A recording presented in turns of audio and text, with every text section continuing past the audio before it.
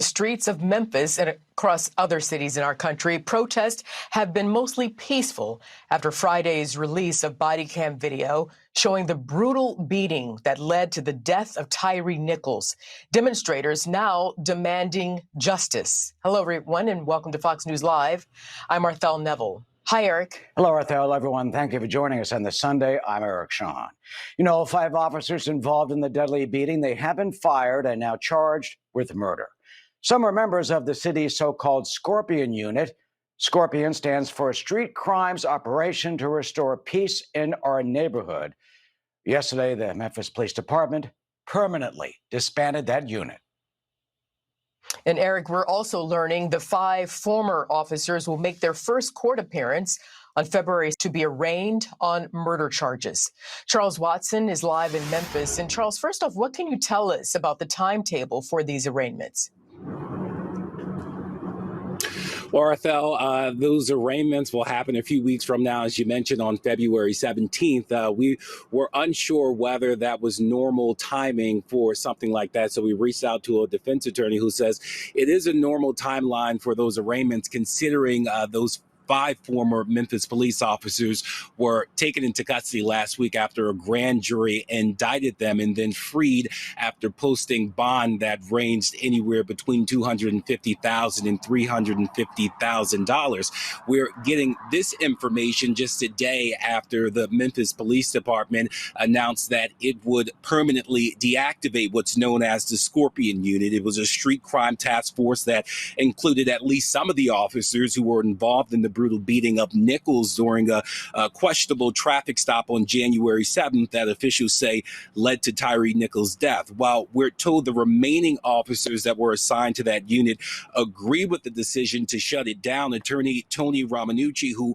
represents Nichols' family, says this was an easy step. In a tweet, Romanucci says, quote, "Abolishing the Scorpion Unit in Memphis is low-hanging fruit. That was easy. Nonetheless, please, the corrupt unit is now gone. Now the real reform is required. Now this development follows the release of that body cam video, which frankly, 2 days after it was released, is really hard to still watch, showing officers savagely kicking, punching, and pepper spraying seemingly defenseless Nichols.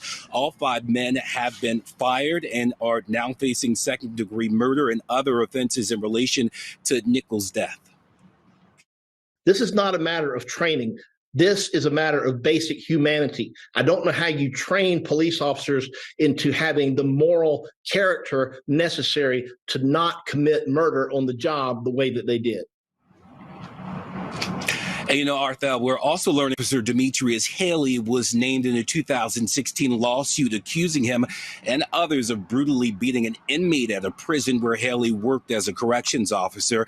The inmate in question tells the New York Post during a search for contraband, he was punched by officers in the face at least twice and his face was slammed into a sink.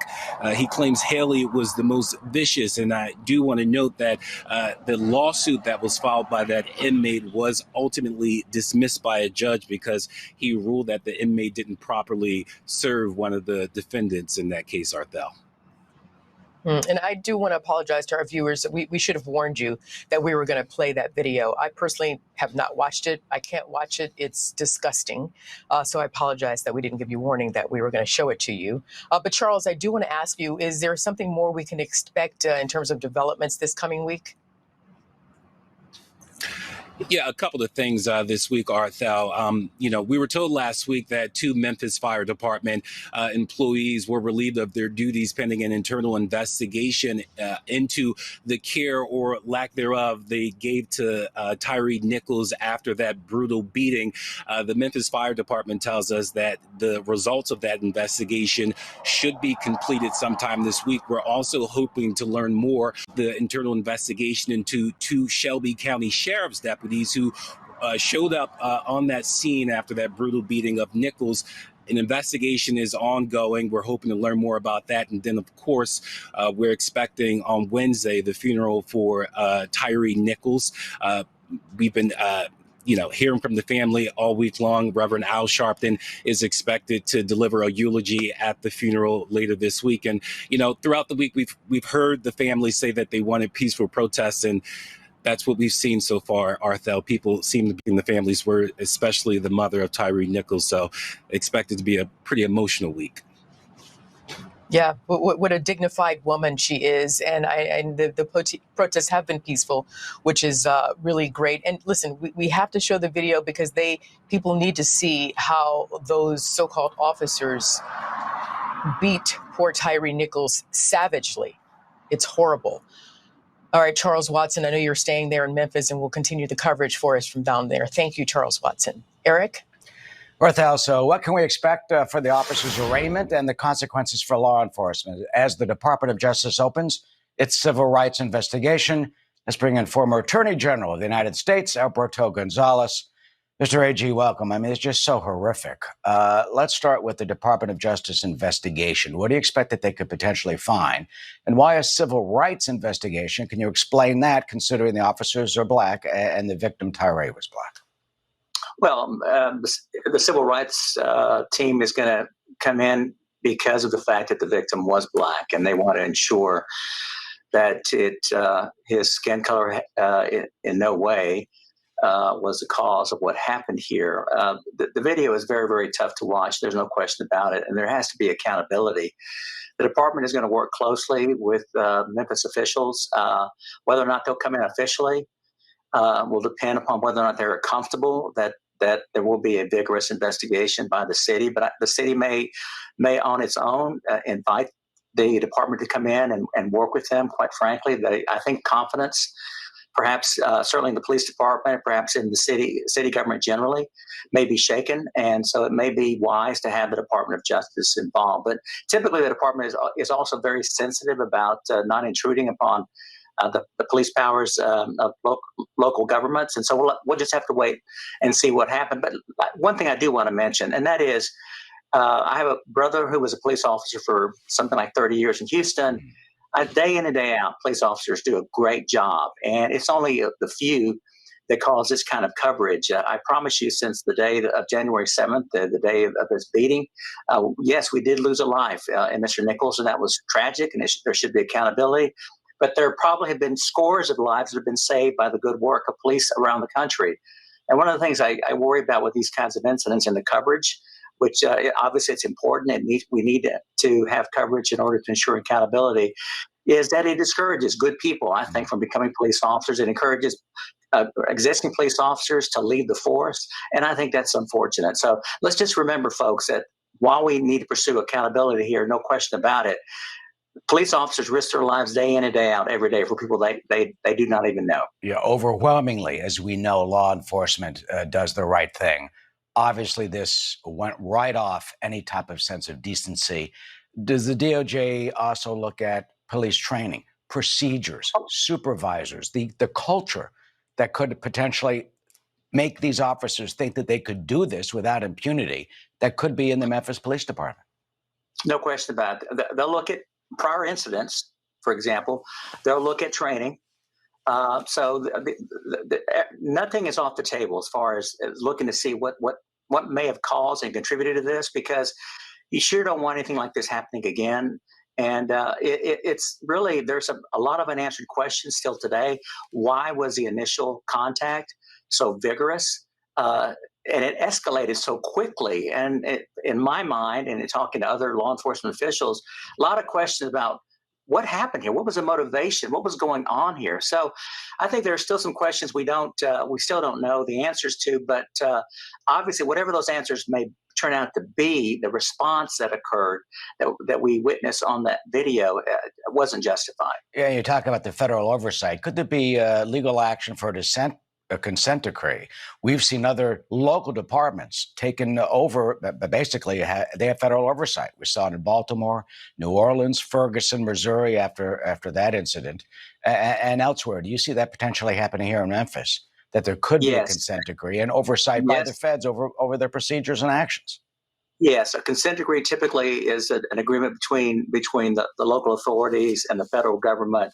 An order is issued by the judge, and parameters are established through the consent decree. So very possible that we'll see that happening here in Memphis.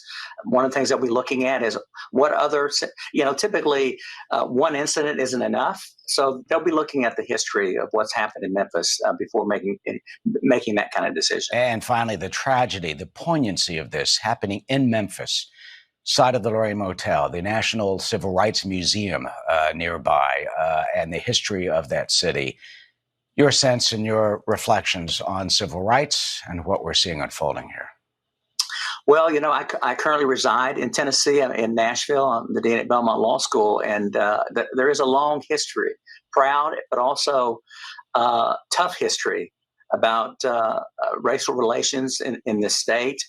We'd like to think that perhaps we've moved beyond, the civil rights violations that occurred back in the 50s and the 60s, but obviously more work needs to be done. But this is something that is taken very seriously here in the state of Tennessee, and I expect the officials in Memphis, the governor's office, to really look at this very closely, because this is something that we need to address forcefully and quickly. Absolutely. Former Attorney General Roberto Gonzalez, Mr. AG, thank you for joining us here on the Fox News Channel. Thanks for having me. Of course. Ortho. Well, Eric, more dramatic testimony expected tomorrow in the Alex Murdoch murder trial that has also been gripping the country. Last week, prosecutors showed video of the disgraced former South Carolina attorney and prosecutor in his first police interview after his wife and son were found dead. Laura Ingle is live with us now with more. Laura Ingle? Hi, Arthel. The long-awaited trial of the once prominent and now disgraced former lawyer Alex Murdoch will enter its second week tomorrow, as you mentioned, which will continue to reveal what prosecutors have on the man accused of killing his youngest son, Paul, and his wife, Maggie. Now, while Murdoch appeared to show emotion during the first week of trial, there was testimony from a first responder who described him standing near the bodies when he first arrived and found them, he said, at the family's hunting estate, and said he appeared to have no physical tears, and then immediately launched into a possible motive, pointing to another suspect, saying that his son Paul had received threats and been assaulted after a highly publicized boat crash that ended in the death of one of his passengers. That is a sidebar to this whole story. Prosecutors also played the first recorded interview with investigators and Murdoch that took place the night of June 7th, 2021, inside a law enforcement vehicle. We have never seen this before, in which Murdoch said he had checked for signs of life on his wife and son, but saw none. Now, remember, this was an extremely bloody and gruesome crime scene, and that led to the questioning of Detective Laura Rutland with the Colleton County Sheriff's Office, prosecutors suggesting he may have cleaned up after the crime. Listen. How would you describe the defendant's hands when you saw him when you were interviewing him? How would you describe his hands? They were clean. Clean. How would you describe his arms? They were clean. How would you describe his t-shirt? Clean. How would you describe his shorts? Clean. How would you describe his shoes? They were clean. The defense also questioned how evidence was collected at the family's home, including whether drains were checked for blood. Now, tomorrow's session will begin with the cross-examination of one of the investigators. And while the Attorney General's office would not comment on which witnesses will be called next, it could be any one of the list of 255 possible witnesses in this trial, which includes Murdoch's son, Buster. More to come. Arthel? More to come. Laura Ingle, thank you very much. Thanks. Eric? Ortho, President Biden has vowed no negotiations when it comes to the debt ceiling, but now comes word that House Speaker Kevin McCarthy says he will be meeting with the president on Wednesday to discuss a, quote, reasonable and responsible way to control spending, as well as the two discussing raising the debt ceiling as that deadline for our economy stares us in the face this week. Lucas Tomlinson has the very latest on the North Lawn of the White House on this potential meeting. Eric, our colleague Pat Ward confirms the White House will set up a meeting between President Biden and the new House Speaker on Wednesday. McCarthy discussed the issue earlier on CBS. Well, we're going to meet this Wednesday. I know the president said he didn't want to have any discussions, but I think it's very important that our whole government is designed to find compromise. I want to find a reasonable and a responsible way that we can lift the debt ceiling, but take control of this runaway spending. On Fox News Sunday, the new top Democrat on the House Armed Services Committee took the following shot across the aisle. They haven't put a plan on the table, Okay, you don't like the idea that we're just going to raise the debt ceiling. We hear all these vague statements about how we need to cut spending. What needs to happen right now is if the Republicans don't want to raise the debt ceiling without cutting spending, obviously they don't want to raise revenue, put a plan on the table. What are you going to cut? The new Republican chairman of the House Foreign Relations Committee said the U.S. military budget should not be on the chopping block. I will not sit back and watch our defense being cut at such a dangerous time in our history. You have one dictator, largest invasion in Europe since World War II, the other dictator threatening the Pacific that the greatest generation liberated. The White House says there will be a wide range of topics discussed when the president meets the new House Speaker for the first time face to face. Eric? All right, and we'll be all over that meeting, see what happens. Lucas, thank you. God bless Damar. Just amazing. Well, up next, Border Patrol sources tell Fox News there have been nearly 300,000 migrant gotaways that they know of, just the ones they know of, in the last few months. So where do these people go and how can we stop them? House Republicans will hold their first hearing on the border crisis coming up. Former ICE Director Ron Vitello on what Customs and Border Patrol sources tell Fox News that they know of nearly 300,000 gotaways. Those are migrants that they couldn't catch after they illegally crossed the border, this only since October 1st. That's when the new 2023 fiscal year began. The 300,000 number expected to break last year's record. Where do these people go? Will they ever be accounted for? Matt Finn, live at the epicenter of the border crisis. He's in Eagle Pass, Texas, with the very latest on all this. Hi, Matt. Hi, Eric. And the gotaways are the migrants who intentionally run away or try to evade authorities. And so often they are involved in those high-speed chases that we bring to you week after week. Here are just two of the most recent examples of that. In the Rio Grande Valley, Texas DPS says U.S. Border Patrol agents were involved in a high-speed chase. The driver and illegal migrants ended up bailing out of the car, running and hiding underneath a house. Agents had to chase them through thick and dangerous brush in the dark of night and ultimately arrested the driver and 4 illegal immigrants from Mexico. And in another chase, a smuggler from Dallas, Texas, leads DPS troopers on a high-speed chase on U.S. Route 277 in rural Kinney County. The driver lost control and crashed into a ranch. The driver and passenger bail.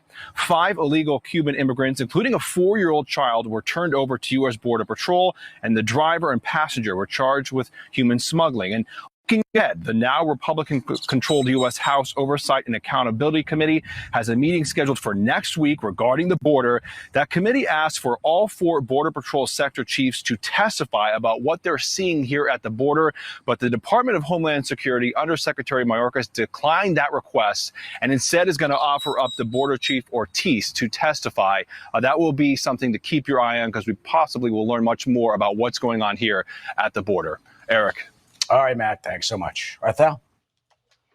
All right, Eric and Matt, as border officials worry about the increased number of those known gotaways, there's bipartisan backlash at the Biden administration's immigration policies.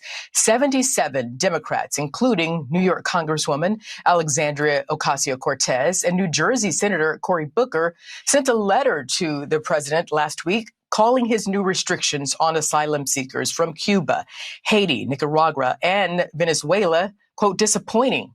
Meantime, Ohio Republican Congressman Jim Jordan says the House Judiciary Committee will begin holding hearings on the border crisis this week. Joining me now is Ron Vitello. He is the former acting ICE director and former Border Patrol chief. Ron, before we get into all of that other stuff, I just want to call in your expertise off the top. What do you think should be done, and how quickly can it be done? Well, it can be done right away. We had this president inherited a border that had 45-year lows in activity of illegal migration across the southwest border. 45 years low. Right now, we have the biggest surge we've ever seen in the history of that border. How did we end the last surge, which started in 2019 and ended in 2020? We made an agreement with Mexico called the Migrant Protection Protocols, which is in U.S. law. It's completely legal. It's a diplomatic agreement with Mexico. People want to come and claim asylum, they can do that, but they have to wait in Mexico for their hearing. If they do that, and they do it at scale, they do it across the southwest border, we could start to end this problem overnight. That's what happened last time. There's no reason to believe it won't happen again if there's the will and the ability to give the DHS, the front line, the tools that they need to do their jobs. All right, I want to may come back to that, but right now let's get back to the 77 Democrats in their letter to President Biden, saying that in the vein of protecting asylum seekers while also, quote, securing the safe removal of migrants who have no legal claim to stay in the United States, they expressed disappointment again with the new Biden policy that provides more legal options, they say, for asylum seekers from those countries I mentioned, but given no path to become citizens of the United States. What's your reaction to these lawmakers' concerns? I think it's eyewash. They're trying to say that it's what's going on at the border is important to them. But what they want to do, in essence, is not allow the president to exercise his authority under Title 42, again, a U.S. law passed by Congress, to send people back into Mexico from those four countries. And then on the other side, they're doing some kind of legal avenue for people to apply online from home. They have no authority to speak on this. This has been a problem for both Democrats and Republicans for quite some time. And all they're advocating for is to let more people into the United States illegally and have them released at the border. That's what they're advocating for, and saying that they're disappointed. We're all disappointed with seeing the images you just showed on the TV screen of thousands and thousands of people coming every single night. And what those lawmakers know, and what they failed to say in their statement, is many of the people who come here seeking asylum will never go to immigration court. They will never follow up on those claims. They use the ruse of asylum to come into the country illegally, be released by CBP, never to be seen again. So, first of all, Title 42, that was a COVID enacted restriction because we didn't want to bring, diseases or more COVID into the country. So that's been lifted. A judge wanted that to go away, correct? Is it still standing? Because you're the expert on this.